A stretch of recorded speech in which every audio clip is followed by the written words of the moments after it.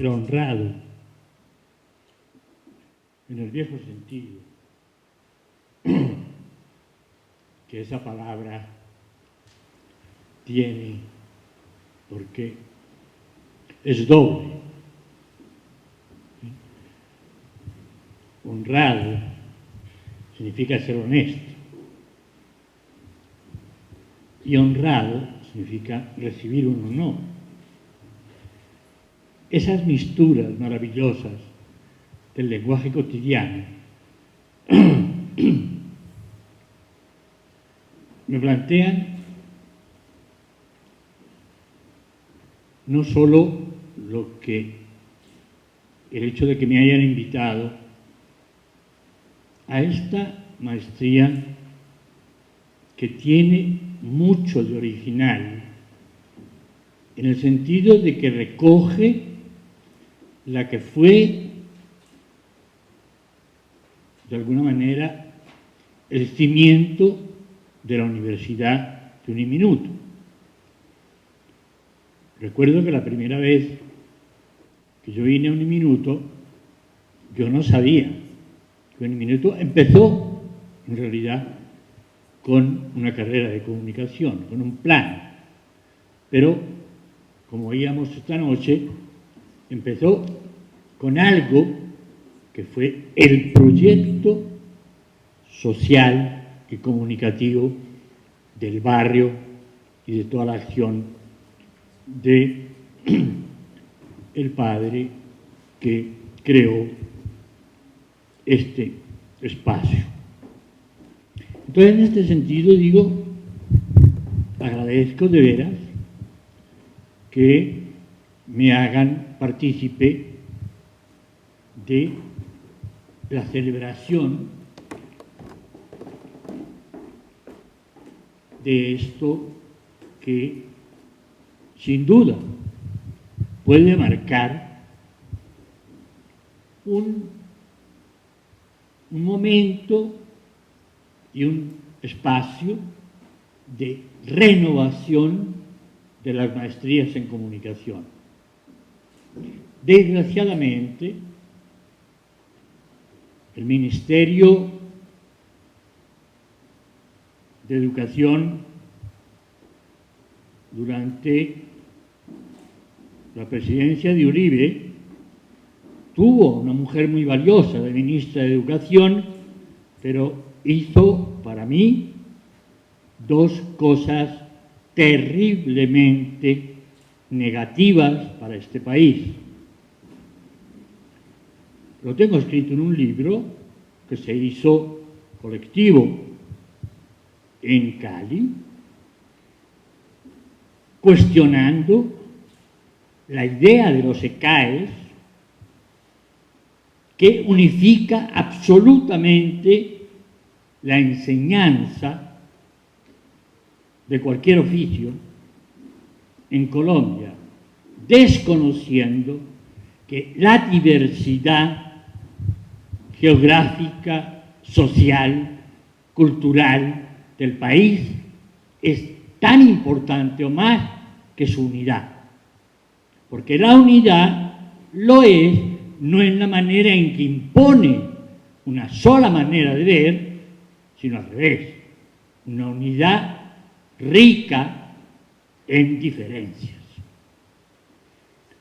Yo cuestioné muchísimo los ECAES, los sigo, porque han sido enormemente injustos con el país y además, si me permiten, como soy más viejo cada día, soy más descarado cada día, hacer los ECAES como se hicieron, es hacerle a las universidades más mercantilizadas del mundo un regalo maravilloso. Aquí puede venir, como ya llegó, perdón, que me perdonen mis amigos mexicanos, pero llegó el Instituto Tecnológico de Monterrey y tienen bandeja de plata qué es lo que tiene que enseñar en Colombia, qué es lo que necesitan aprender los colombianitos de las grandes universidades del norte. Segundo pecado para mí de esta función del ministerio, dividir las maestrías en maestrías profesionales de las maestrías de investigación. Por Dios, en un país donde al fin había un espacio para la investigación de la mayoría de los universitarios, se fue al diablo. Ahora ya la investigación está en el doctorado. La inmensa mayoría de las maestrías que han nacido en el campo de comunicación son profesionistas, no investigativas. O sea, el pragmatismo, en sus mejores y peores sentidos, nos ganó la pauta. Por eso estoy tan feliz de estar esta noche aquí, en el inicio de una maestría que sigue tratando de ser, ante todo, una maestría que piensa no solo en la profesión con que tienen que ganarse la vida los colombianos, sino en la vida social de Colombia, en el desarrollo social, en las transformaciones. Y en este sentido es que quiero hacer una pequeña reflexión.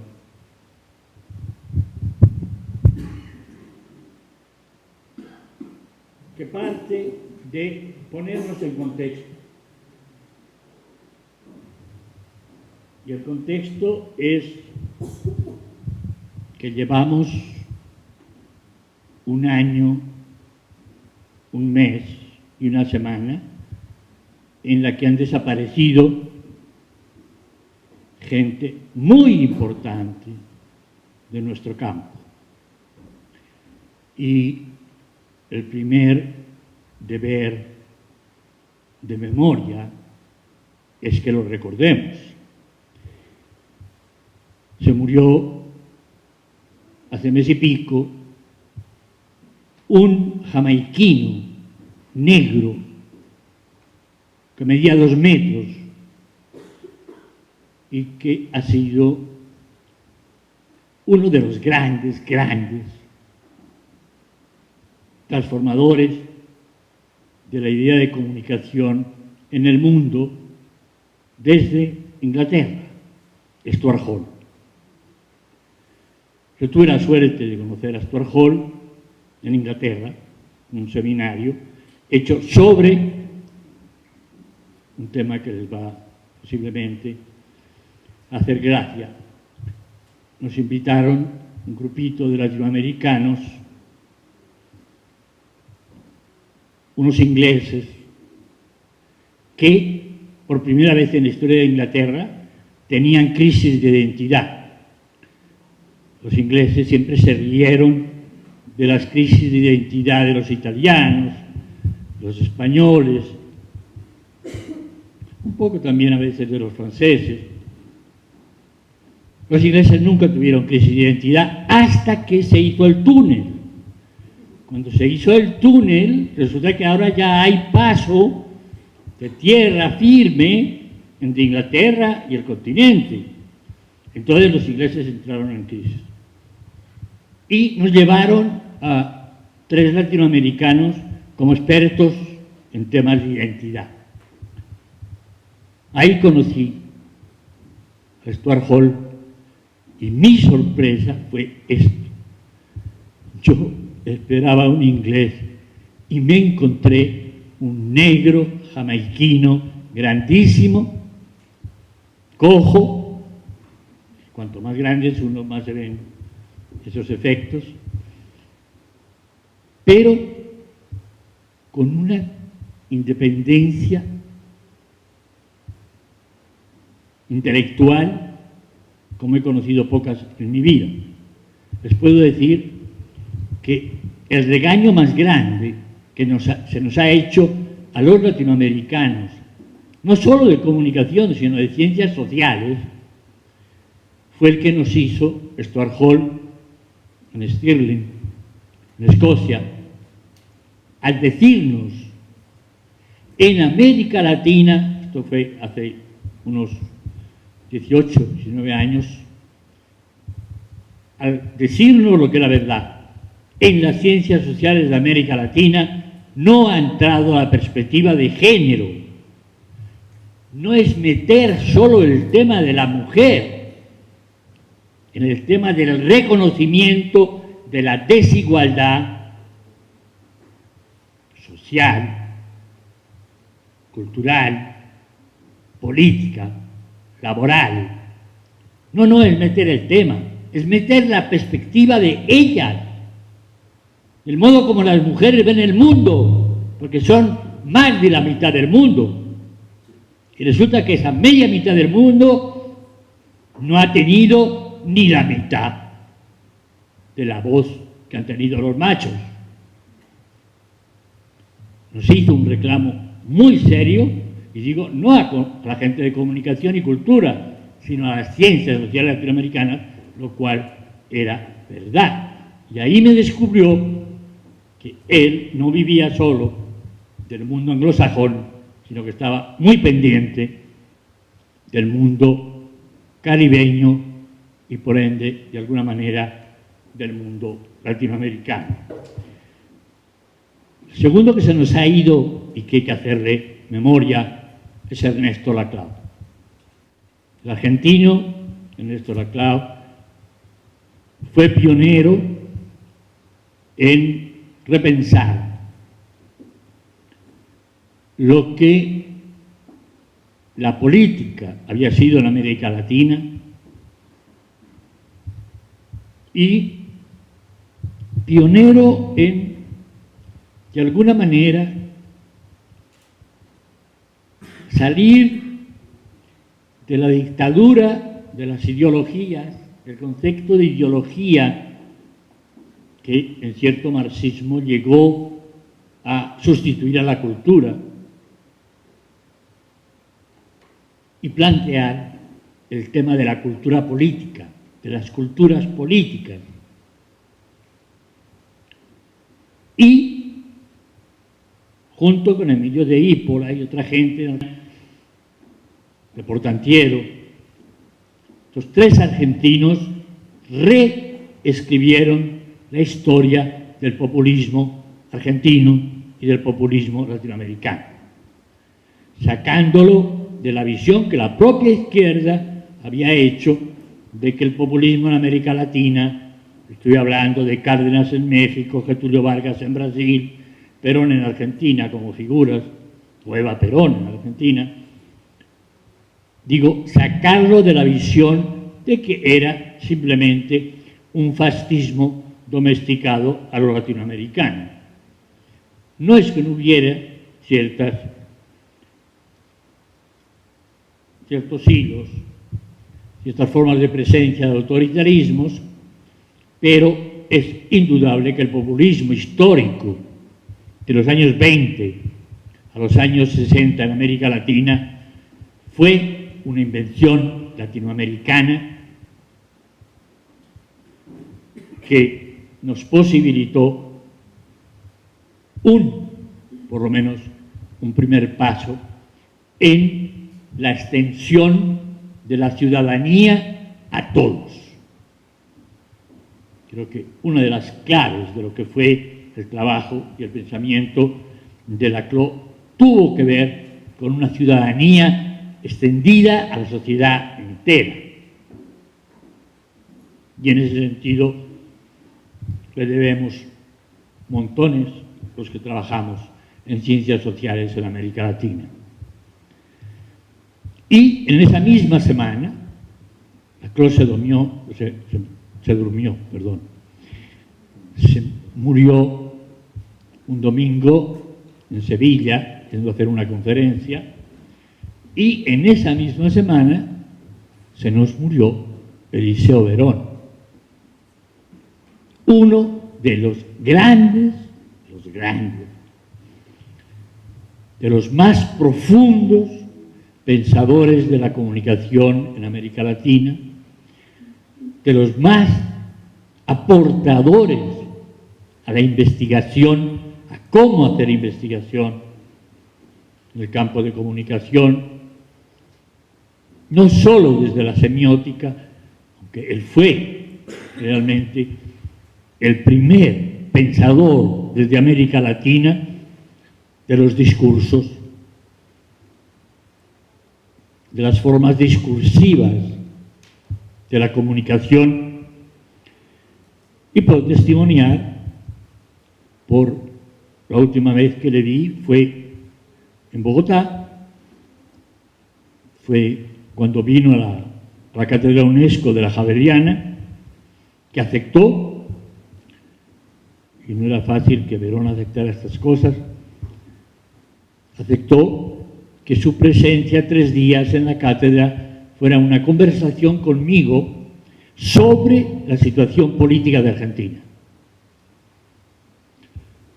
Habían hecho una encuesta y él era uno de los lectores de esa encuesta y pudimos ver para qué le servía la semiótica a Eliseo Verón a la hora de pensar las contradicciones políticas de un país. Para un país como Colombia, la lección que nos dio Eliseo Verón fue realmente maravillosa y fecunda. Te lo digo, realmente si ha habido alguien que puso Latinoamérica en el mundo, fue Eliseo Verón, viviendo a medio camino entre Buenos Aires y París, y siendo de alguna manera el introductor del pensamiento antropológico de Lévi-Strauss en el campo de estudios de la comunicación, el pensamiento de los grandes creadores de la teoría de la recepción, de la teoría de la lectura activa. Pienso que es realmente justo que hagamos memoria de Eliseo Verón. Y yo me atrevería a aprovecharme de algo que estuve leyendo en estos últimos días, como todos ustedes seguramente, y es hacer memoria de García Márquez. No solo porque fue uno de los reporteros, de los maestros del reportaje, de la crónica, cuando hoy los grandes periódicos del mundo se quejan de que los periódicos en papel están en crisis y lo que buscan es imitar a la televisión o imitar a las páginas web. Yo siempre recuerdo que por lo que cuestionaba de fondo, porque había un cuestionamiento folclórico y otro de fondo, García Márquez cuestionaba las carreras de comunicación folclóricamente cuando hablaba de que él aprendió a ser periodista en las cafeterías donde se juntaban las gentes que leen y escriben de lo que pasa en nuestros países, y de que de alguna manera el periodismo estuvo ligado a lo mejor de la bohemia y de ese mundo. Yo siempre me reí de que eso hubiera sido verdad. Que fuera un lugar de comunicación, que la cafetería o el bar o fuera un lugar de comunicación de los periodistas, es distinto a pensar que es donde se formaron. Fue en la pura bohemia. Realmente, el otro García Márquez es el reportero en Angola o el reportero en Venezuela o el reportero en México. Ahí hay mucho que aprender para transformar hoy los relatos del periodismo. Si el periodismo no se transforma de la información noticiosa, superficial y tramposa que nos dan la inmensa mayoría de la radio, sobre todo de la televisión, pero también de la prensa. En este país vimos como El Tiempo, los fines de semana, que es cuando vende el triple, los fines de semana imita la televisión. Es decir, el 70% del tiempo son imágenes, no es escritura, y menos relato. Claro que han hecho un esfuerzo por meterle alguito de escritura, de páginas enteras, pero eso nos lo cobran los domingos. Digo, hago mucho hincapié porque mucha gente solo lee el periódico los fines de semana, y más en este país. Entonces creo que tenemos que hacer memoria de lo que nos enseñó con su práctica de reportero, de alguien que sabía hacer crónica.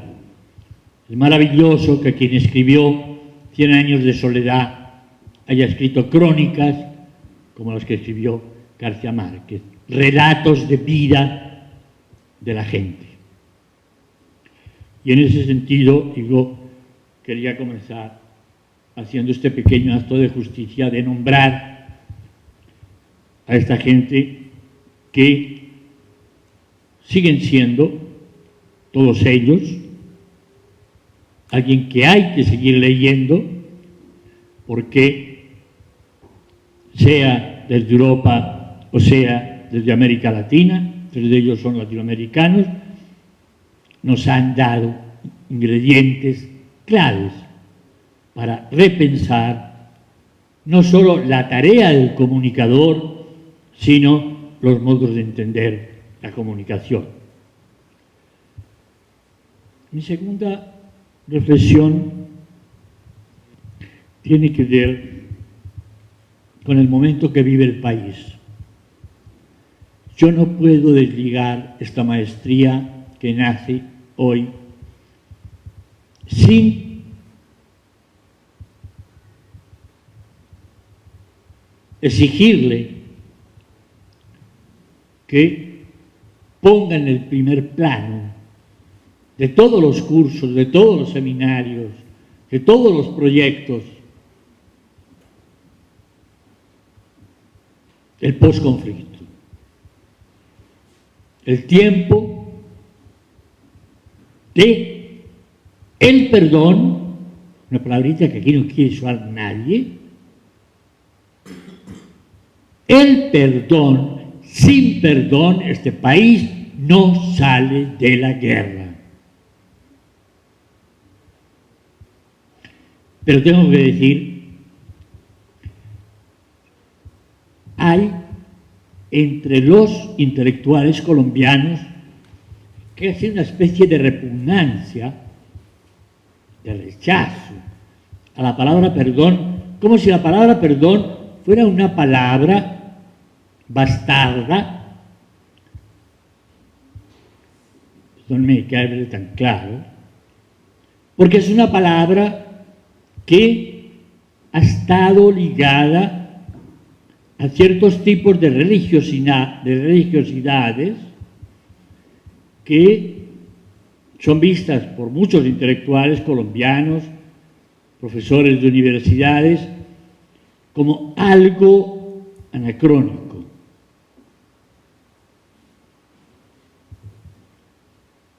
Y nosotros sabemos el ejemplo más fuerte y más citado, el ejemplo de Irlanda, la reconciliación de la sociedad irlandesa, la parte que está colonizada por Inglaterra, fue en Semana Santa, en una Semana Santa, se hizo en una Semana Santa. No sé si fue el jueves o el viernes santo, en que se hizo el pacto. Evidentemente, Irlanda es uno de los países más católicos del mundo, se sabe, ¿sí? Pero a lo que me refiero fue, los que participaron de esto se han convertido, en todos los sentidos de la palabra convertido, en los grandes propagandistas de que sin crear un estado de ánimo, un sentir común en términos de reconciliación, no hay posibilidades de acabar con la guerra. O sea, la guerra no se va a acabar porque las FARC depongan las armas. La rabia colombiana que se hizo presente en la manifestación que torpemente cuestionaron las izquierdas. Yo se lo volví a decir a las izquierdas muy presentes hace menos de un mes en un encuentro en el Museo de la Memoria sobre las posibilidades de la reconciliación. Realmente yo quiero que se entienda la importancia de que en la maestría el tema, no el tema de las negociaciones, eso sabemos que está donde está, se va a dar su tiempo, se va a dar su forma. No, yo estoy pensando el día después, cuando firmen, empieza el proceso más difícil. El proceso más difícil no es el de lo que se está haciendo en La Habana, va a ser el proceso con el país. Y ahí es donde yo quiero proponerle que durante por lo menos los próximos 10 años, la maestría se dedique a la investigación y a la reconciliación. A esas dos cosas. Hacer investigación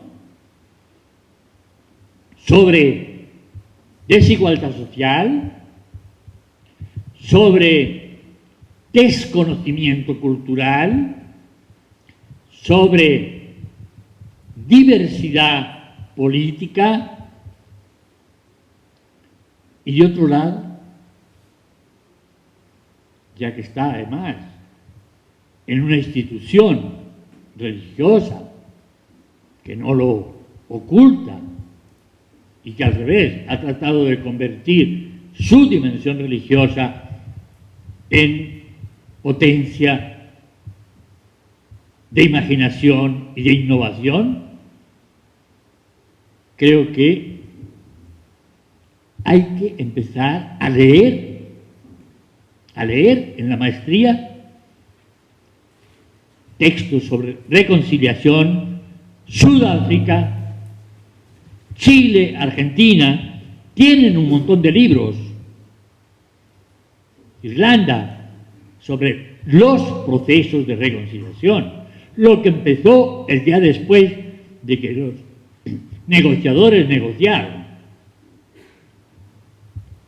Esta maestría debería poder aportar, en serio, a una comunicación entendida en el sentido que lo necesita hoy este país vitalmente. Digo, a la rabia que salió a aquella enorme manifestación.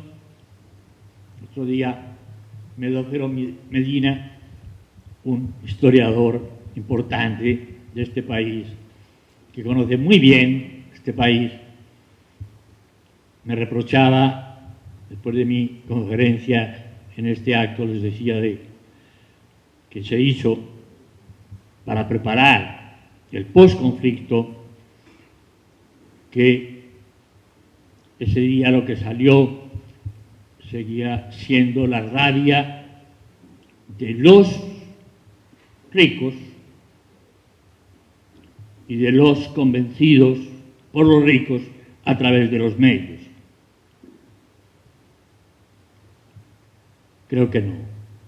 Creo que lo que salió ese día a la calle fue un sentir muy profundo, porque la inmensa mayoría de los colombianos tenemos en nuestra propia vida la marca de gente que o han asesinado, o han secuestrado, o a sus hijos, o a los amigos.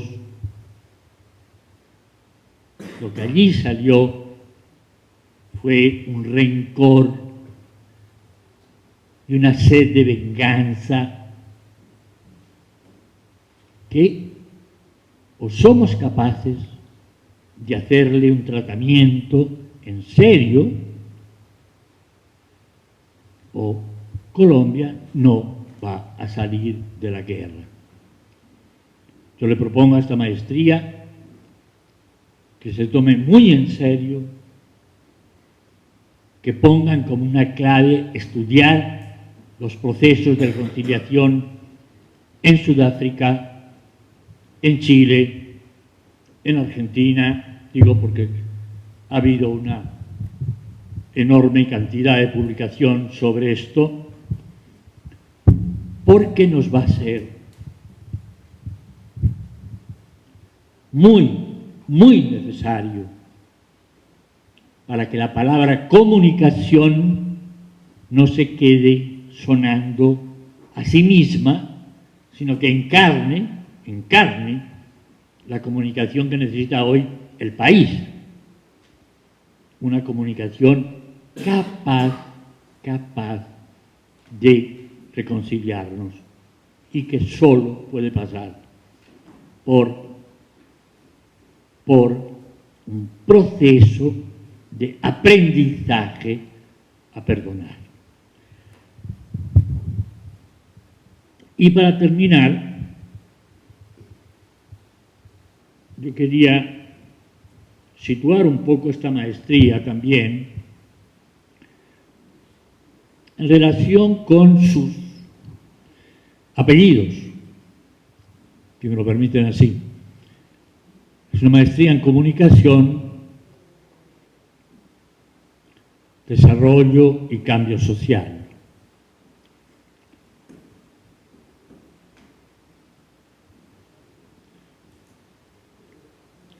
Primero, sabemos que la palabra comunicación hoy, y en esto yo creo que a su manera el fundador de esta institución en la que estamos fue pionero en este país, a su manera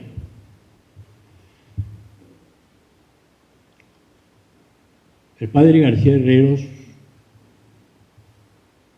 puso la comunicación en la agenda del país, y la puso sin esfuerzos teóricos, porque de alguna manera era para él a todo nivel, incluso a niveles que fueron considerados muy ambiguos y muy peligrosos, su comunicación con Pablo Escobar. Alguien que puso la comunicación en la agenda del país, incluso con Pablo Escobar. ¿Por qué? Pues porque era un colombiano más, con el cual había que buscar la manera de entenderse, comunicarse. Digo, aquí hay una pista clave. Hoy día es mucho más claro que cuando García Herreros empezó en la radio y después en la televisión a poner la comunicación en la agenda del país, yo creo que es la marca de lo que se ha venido llamando de alguna manera la línea de pensamiento latinoamericano en comunicación, es haber sacado la comunicación de lo instrumental, de todo el bagaje instrumental, es decir, de una concepción instrumental de la comunicación, no solo en términos tecnológicos, sino en términos también epistemológicos. La comunicación no la comunicación en sí, valorada, sino la comunicación para otra cosa. No, la comunicación, yo lo pensaba ahora cuando escuchaba Amparo esta linda lección de arqueología sobre lo antigua que es la comunicación y cómo, de alguna manera, poner la comunicación en el origen de la cultura humana es justamente empezar a pensar eso, que la comunicación fue cultura y que lo que hemos llamado desde arte hasta artesanía, en todos los ámbitos, tiene que ver con procesos de comunicación. En este sentido, lo que quiero decir es que hoy más que nunca, esto se va haciendo cada vez más claro, hoy más que nunca, la transformación social pasa por una transformación en los modos de comunicarse los seres humanos. O sea, lo que está cambiando son los modos de comunicarse. Pongo un ejemplito. He leído varias cartas de montones de padres asustados en Europa, en Estados Unidos, en Latinoamérica, con esos millones de adolescentes que pasan montones de horas solos frente a la pantalla del computador o de su tableta. Y yo, honestamente, me he reído. Los padres creen que sus hijos están solos, cuando están juntos de otra manera. La expresión feliz fue de Montessori. Hay otras maneras de estar juntos. Hay otras maneras de estar solos. Hay muchas maneras de estar solos. La que conocíamos como la más representativa de la historia eran los que se iban de la ciudad al campo y se subían a una piedra o a un árbol, o los eremitas, ¿sí? Pero resulta que a comienzos del siglo XX, un pequeño alemán, también con una cierta cojera, que se llamaba Walter Benjamin,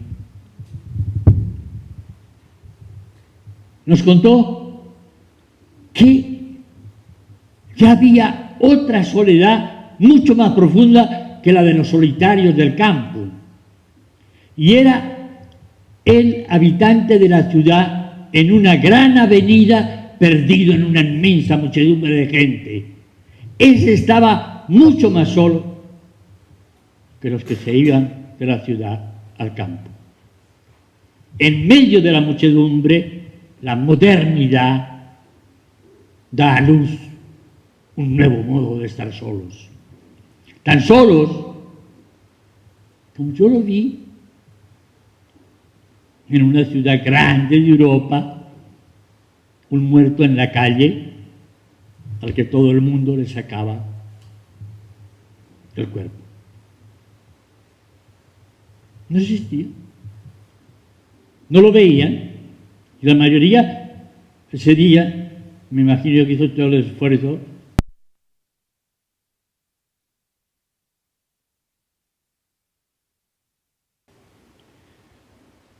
Era a repensar la relación con los medios en términos de que hoy es la estructura comunicativa de los seres humanos, y hoy lo tenemos que decir en serio, no de Occidente, de todos los seres humanos. Acabo de leer los avances de la India en la aplicación de ciertas tecnologías para hacer un poco menos desigual la India, un país que hoy tiene más de 1.000 millones de habitantes, tiene más habitantes que China,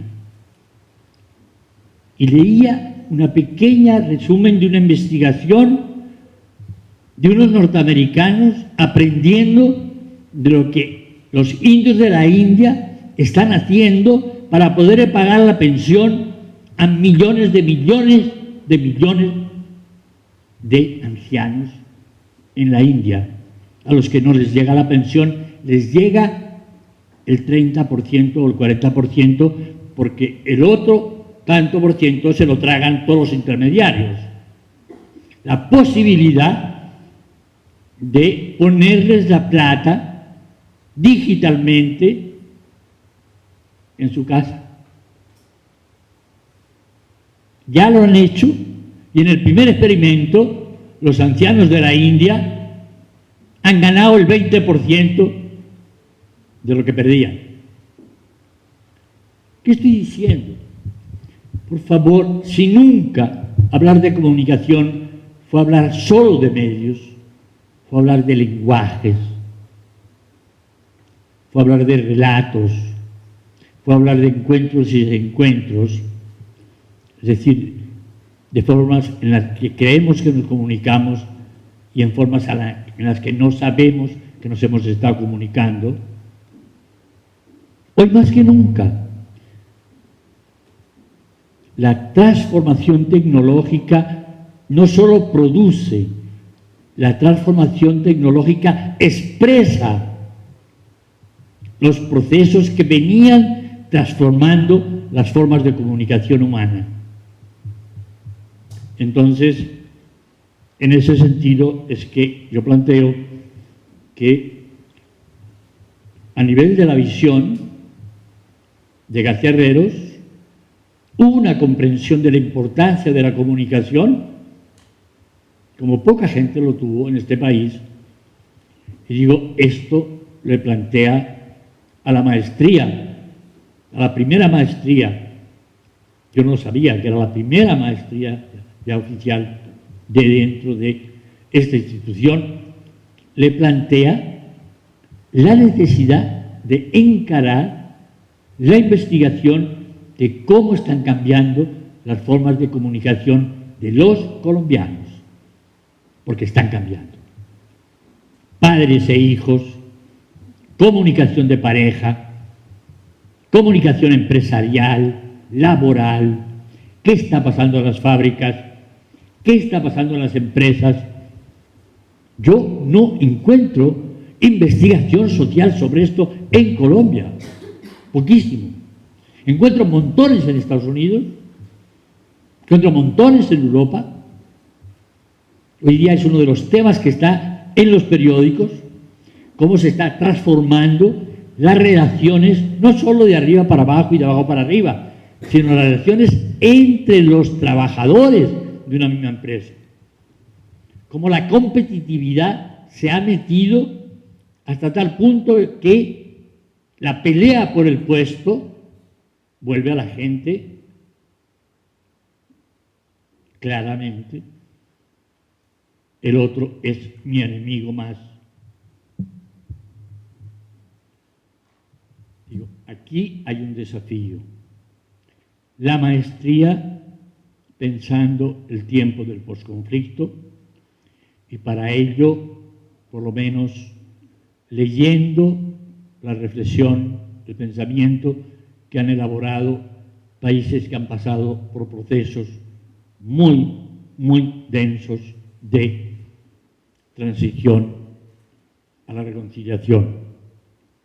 Segundo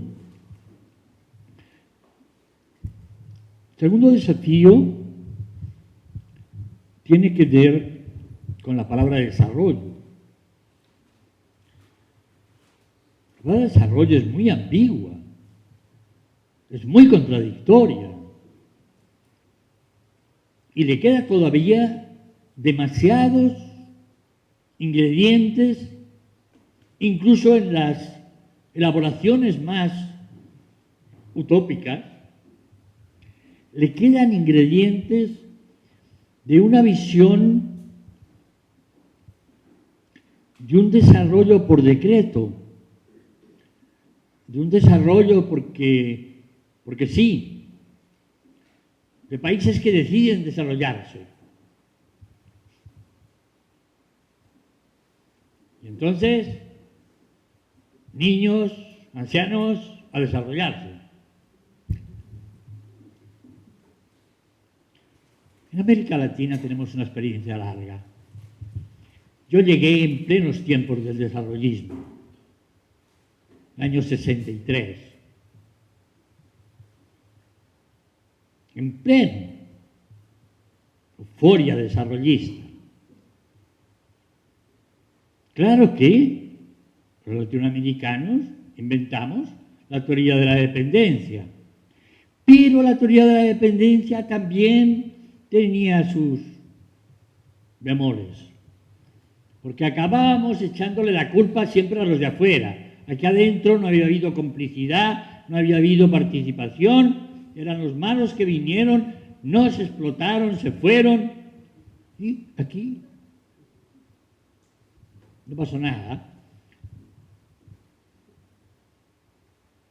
Es decir, los de aquí no tuvimos nada que ver con eso. No fuimos sino víctimas, y perdónenme, pero esta concepción es uno de los ingredientes más pesados de la visión colombiana. Pocos países más sumisos en América Latina, o sea, en los que se proteste menos que Colombia. Costa Rica protesta 10 veces más que Colombia, la gente. Para decir un país cercano y en muchos sentidos.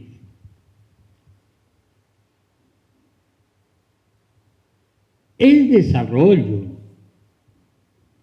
tiene que ver con la desigualdad y tiene que ver con la diversidad. ¿Qué es desarrollarme? ¿Qué es desarrollarnos? Eso no se puede hacer por decreto. Eso no se puede pensar homogéneamente. Claro que hay dimensiones. Sí, la dimensión de la desigualdad social es indudable que se puede de alguna manera generalizar. Pero las propias formas de sentirse desigual son muy diferentes.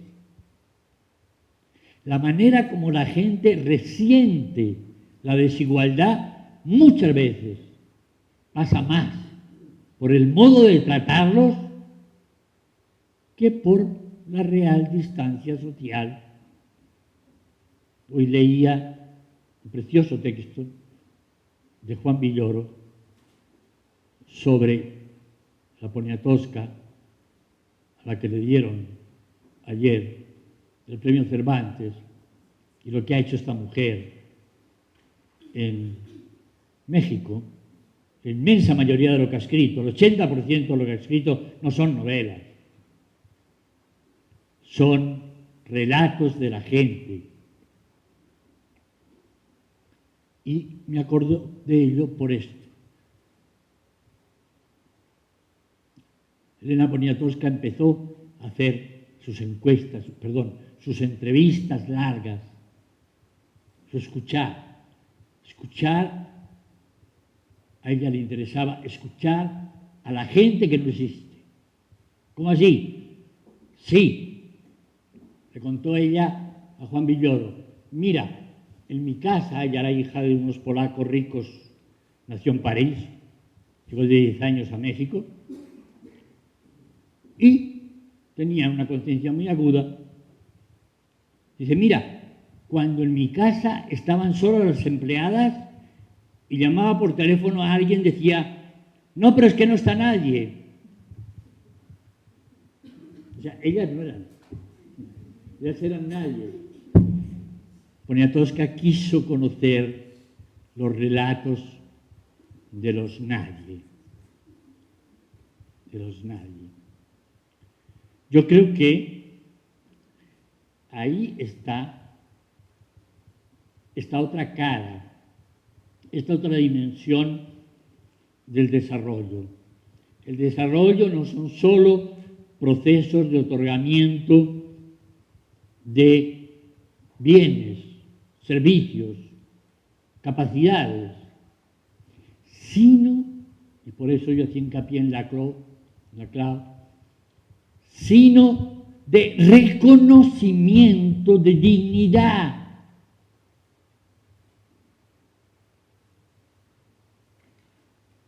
Ni de parte de las FARC, ni de parte del ejército ha habido el menor conocimiento de la dignidad, y si no, ¿qué son los falsos positivos? Son el delirio de la crueldad, el delirio de la crueldad. Llegar hasta Soacha y coger jovencitos que estaban en la calle, matarlos y después ponerlos un uniforme militar, un uniforme de la guerrilla. O sea, los nadie reducidos a la enésima potencia del nadie. ¿Dónde está la dignidad humana mínima? En un país católico, apostólico, con concordato. ¿Dónde están los mínimos de dignidad? ¿Cuál desarrollo? Un desarrollo social, sí, pero un desarrollo social que forme ciudadanos. Si no forma ciudadanos, si no capacita ciudadanos, si no reconoce ciudadanías, no hay país. No hay país nuevo. La inmensa mayoría de los colombianos no se sienten ciudadanos. Esto es un tema estratégico de comunicación.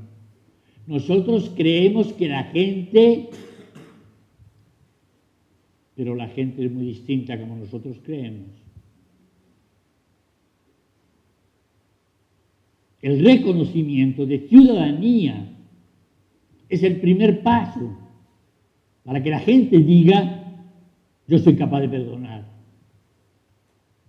Para perdonar tengo que sentirme con dignidad.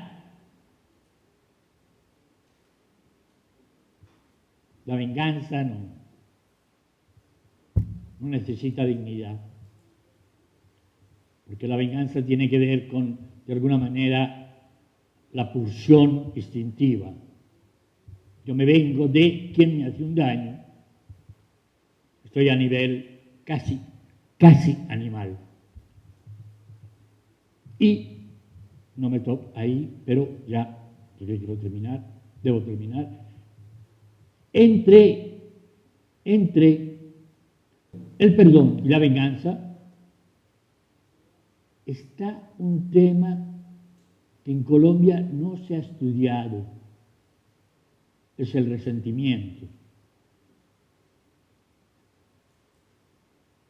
La palabra en castellano es muy diciente, es resentimiento, es un sentimiento profundísimo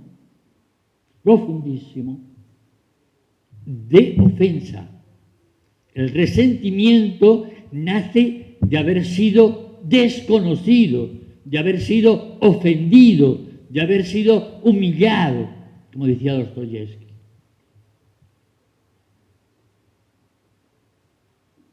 La inmensa mayoría de la humanidad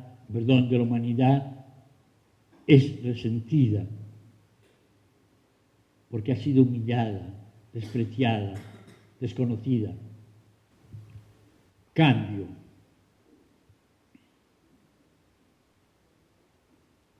Si hay un cambio, que va a durar siglos,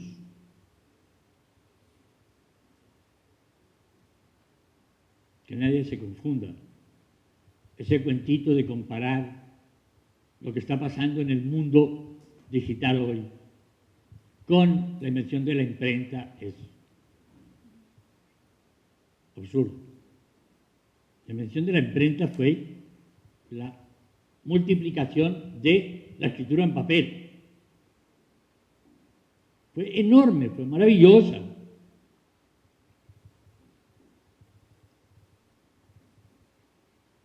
Lo que estamos viviendo hoy es otra cosa. La imprenta tardó siglos en llegar a la mayoría de la gente. De hecho, no nos metamos mentiras. No crean que en Francia, incluso en Alemania, se lee tanto como dicen las encuestas. También los alemanes mienten cuando responden a las encuestas, porque saben que está bien que uno lea. Y eso le da méritos sociales. Entonces, la manera de engañar a las encuestas es facilísima. A lo que voy es que el cambio hay que pensarlo desde los cimientos comunicativos de la sociedad. Están cambiando los cimientos comunicativos de la sociedad. Y están cambiando no de ninguna manera por lo que están haciendo las tecnologías. Vuelvo y repito, los modos de sentirse solos estaban cambiando por los modos de sentirse juntos. Una de las figuras es el adolescente sentado montones de horas frente a una pantalla. Pero eso no es la causa, eso es la expresión. No es la causa. La tecnología no es la causa de nada. Es mil veces más la expresión de cambios profundos que venían produciéndose sin que nos enteráramos, porque como la antropología sigue interesada sobre todo en los primitivos, y en este país más, las dos facultades sacan gente para irse a que una vez más un antropólogo le pregunte a los guambianos y a los paeses y a los de Arauca y a los de... y no los cambios que están experimentando los habitantes de la ciudad.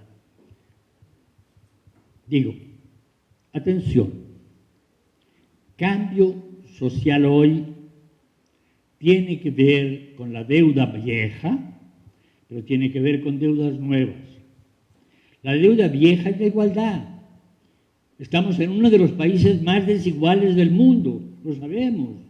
Hasta el presidente lo reconoció en su discurso de toma de posesión, en un acto, no sé, de humildad o de hipocresía, pero era importante para mí fue importante. Para mí fue importante que lo reconociera en público, ¿sí? Y que de alguna manera eso llevó a que se hagan cosas, se inicien procesos, no han ido muy lejos, pero en el país hay hoy una conciencia nueva sobre la desigualdad que no había hace 10 años. No la había. Al revés, trataban de taparla. Ahora por lo menos se habla de ella. Empezamos. Digo, está primero la desigualdad social, pero está después esto de los calificativos de Dostoyevsky, humillados y ofendidos.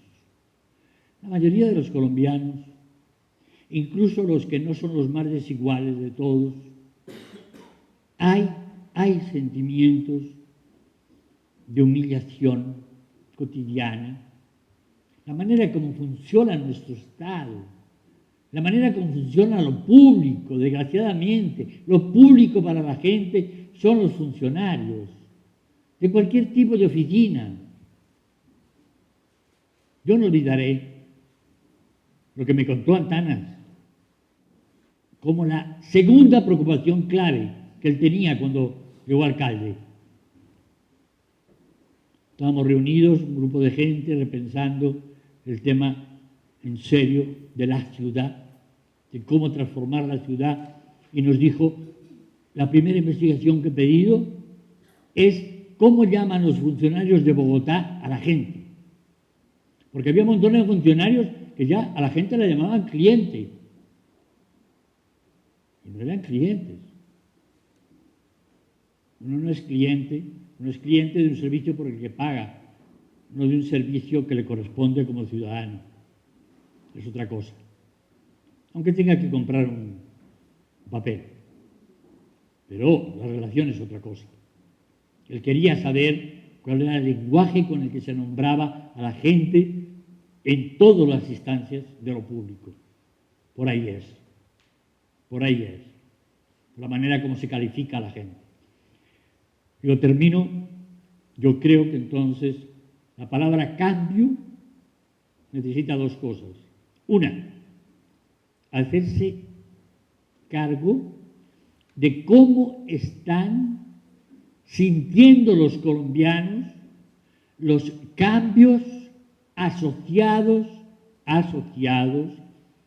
a transformaciones de la estructura comunicativa, con lo que la estructura comunicativa tiene de dimensión tecnológica. Segundo, creo que hay que investigar la estructura comunicativa de los cambios en las instituciones básicas de la sociedad. O sea, yo creo que hay que hacer un esfuerzo porque esta maestría establezca diálogo no solo con maestrías de otros países, sino, yo sigo pensando, con esto termino, que hay un par de claves que son internas. Tenemos que hacer maestrías interuniversitarias, no con otras maestrías de comunicación, con maestrías de ciencias sociales o doctorados en la nacional, o con los Andes, o con la del norte. Por Dios, tenemos que salir del mismo. No leemos. La inmensa mayoría de lo que se publica en Medellín no se lee en Bogotá y viceversa. Tenemos un país tan incomunicado que realmente hay montones de información que podríamos tener de la nacional o de la que sea, o de la pedagógica, pero no solo de las públicas. En las privadas hay investigaciones muy de fondo que pueden ser ingredientes claves para nuestras propias investigaciones de comunicación.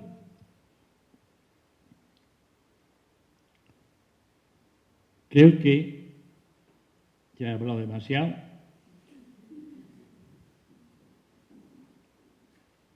Vuelvo al comienzo. Creo que estamos en un momento raro del país. Y los momentos raros suelen ser muy confusos. Creo que pocas veces yo me he sentido tan confundido en este país como hoy. Ni podemos hacer, no voy a hacer. La situación de las elecciones presidenciales, de la elección presidencial, la situación de Bogotá, en manos de tinterillos que hacen y deshacen, porque son tinterillos, no son jueces. La mayoría no son jueces, y menos hoy con las cosas que nos están contando de lo que está pasando en las Cortes Supremas, y de Estado y de no sé cuántos más. No había habido nunca la mitad de la corrupción de la que hay hoy en la justicia colombiana. La Ana Cecilia Orozco, por ejemplo, hoy en El Espectador, para que se enteren de lo que estamos viviendo. El momento es muy confuso, pero el momento muy confuso señala que algo se está gestando proporcional al tamaño de la confusión. Es cuando hay asomos de cambios de verdad que hay incertidumbres muy fuertes.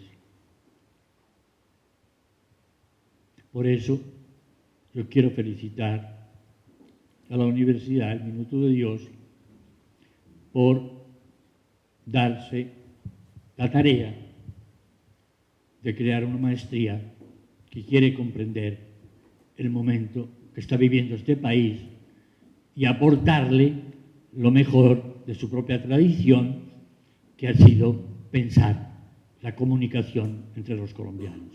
Muchas gracias.